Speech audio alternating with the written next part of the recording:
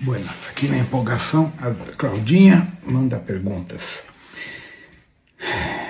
A pergunta dela é: até onde vai o simulador? Bom, vamos entender o seguinte: em simulador físico 3D, 4D, conforme o que a gente diz, é a Terra. Dentro da zona neutra existem 634 planetas em quarentena, que são planetas de simulação cognitiva para desenvolvimento de genomas. Genomas no amplo espectro, tá?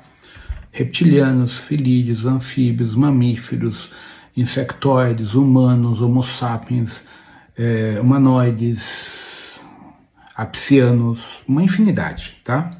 Tanto a parte anfíbia quanto terrestre, etc. Então, cada orbe, cada planeta, ele possui uma configuração geológica, uma configuração climatológica ambiental para o desenvolvimento de determinados genomas e projetos dentro dos ciclos planetários. O ciclo da Terra é a cada 26 mil anos que existe a mudança de equinócios do campo magnético, que já aconteceu.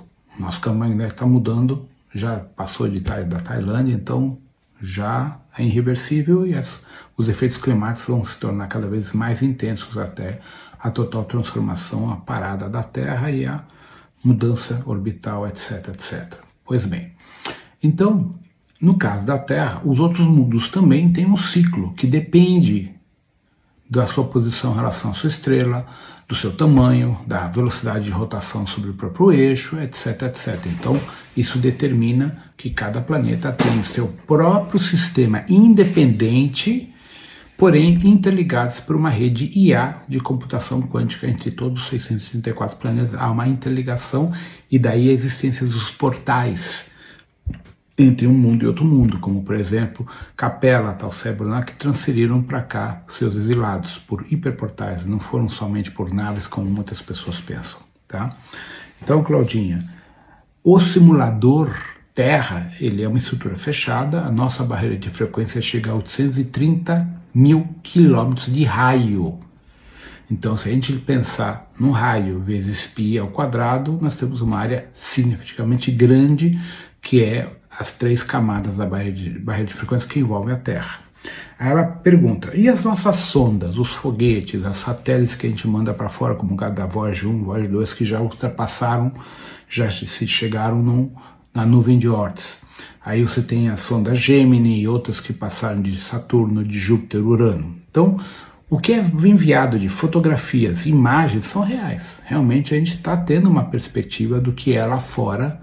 Por quê? Volto a repetir o que as pessoas, que aí a gente bate muito de frente nas informações com os radicais, os terraplanistas, que são extremamente radicais. A barreira de frequência, que é chamado em espanhol de domo, partindo do princípio de uma terra plana com um domo em cima, que é o exemplo das naves pleiadianas, que são assim, ele não é físico, ele é eletromagnético. Por isso o nome sempre foi dado. E a primeira pessoa no Brasil a falar em barreira de frequência sou eu, há mais de 40 anos atrás, tá? Em 82, numa conferência, Starrett fala da barreira de frequência, que a Terra está dentro, imersa numa barreira de frequência.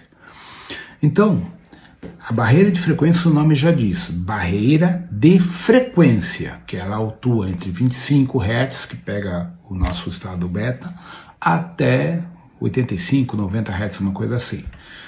Então, nossa tecnologia vibra dentro dessa frequência. É só ver, todos os nossos aparelhos são de 50 a 65 Hz na média. Então, o que acaba acontecendo? A barreira de frequência é o que delimita a abrangência do simulador Terra e a Terra. Lógico, para quem está no espaço, na estação a 400 km de altura, a informação da ressonância da barreira de frequência não é exatamente igual para quem está aqui embaixo na Terra sofrendo bombardeamento eletromagnético da nossa tecnologia física.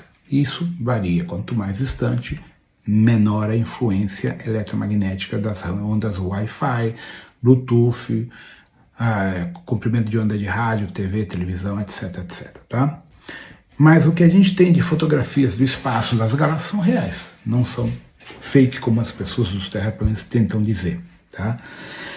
Então ela pergunta depois da Claudinha: os intraterrenos encarnam?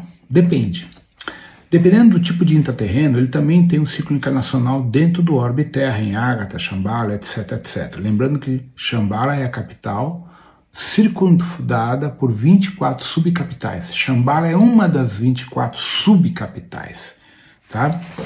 Então, mas o núcleo, a capital, é Agartha. Então, o que acaba acontecendo é que alguns intraterrenos que não têm uma longevidade tão grande, eles têm sim um ciclo reencarnacional dentro das suas espécies, nessas cidades orbitais de Agartha.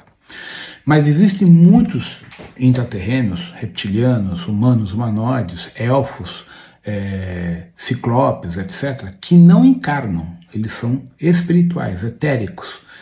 Eles atuam como veladores silenciosos, observando e avaliando o desenvolvimento da nossa consciência dentro do projeto da humanidade da superfície. Então, o orbe espiritual divide a Terra em duas estruturas básicas. A humanidade da superfície, como o professor Luiz comenta sempre, e a humanidade, por falta de um nome melhor, intraterrena, que inclui os intraoceânicos, que não são necessariamente humanos, certo? Então, os intraoceânicos e intraterrenos são despertos. Eles têm consciência do processo de pesquisa e simulação genética cognitiva dos humanos da superfície, tá? E eles acabaram, em alguns casos, fazendo contato com os norte-americanos, com os Quarto Reich, Terceiro Reich, com os russos e tal, e acabaram tecendo a criação de um mundo oculto, de um governo oculto. E esse governo oculto hoje é o que está lançando os drones à superfície para testar a reação cognitiva dos norte-americanos e posteriormente isso será para nível global. Então esses drones que vocês estão vendo aí, que o pessoal me pergunta, são de construção nossa, porém uma tecnologia acima do padrão usual da humanidade da superfície. Então esse governo oculto que interage com os intraterrenos, alguns positivos, outros não positivos no nosso entendimento humano, tá? São tecnologias de engenharia reversa, por assim dizer, muito adiante do nosso tecnologia convencional, obviamente, que fazem parte de projetos para fazer a colheita da humanidade dentro das diretivas, né, que isso já foi colocado. Aí a Claudinha continua. Rodrigo, a meditação permite sair do simulador ou somente com desligamento por um vetor exógeno do simulador Terra? Sim. Se você pratica as meditações dentro da prática das propostas do taoísmo, de ativar a Kundalini, ativar a consciência, fortalecer teu cordão de prata e conseguir sair do esfera do simulador em termos de barra de frequência, você consegue sair sim praticando. Aí você tem Yogananda, Gautama, Kuan Yin, Lanto, Elmória, o próprio Jesus Sananda e outros tantos que eram considerados grandes yogis que conseguiram desligar o corpo ainda jovens e transcender para outro nível. Então, sim, a meditação responsável, a meditação dentro dos paradigmas do taoísmo, permite, sim, você sair do simulador e desligar teu corpo e ir embora. Uma morte prematura, autocombustão, aí vai diversas estruturas. Agora, o desligamento do simulador como um todo, como um computador, é por um processo exógeno. Certo? Então é que nem você pegar um computador e tirar da tomada.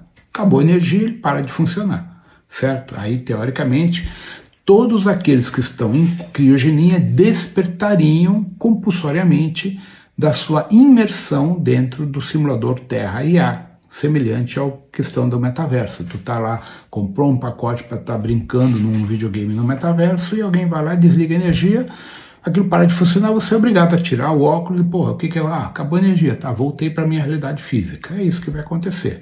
Qual é o grande problema nesse processo? Muita gente vai surtar. Porque eu já veio comentando, imagina, qualquer extraterrestre, qualquer arcturiano, pleiadiano, siriano, porra, tem na comparatividade nossa, cognitiva, 350 a 400 pontos de QI.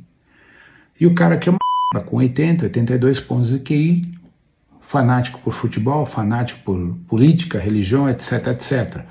Quando o cara volta, fala, cara, porra, não pode ser que eu fui aquele retardado mental lá de baixo. Pois é, você foi aquele retardado por causa da matriz de controle, por causa de 1000 programações dentro da nossa rede neural.